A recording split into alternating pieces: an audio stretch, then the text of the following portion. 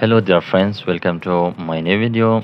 So in this video I will show you how to delete your TikTok account permanently.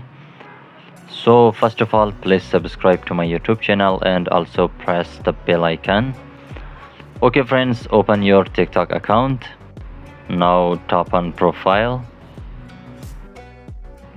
As you see, this is my TikTok account. Okay friends, tap on three line, select setting and privacy. Okay friends, scroll down and select account.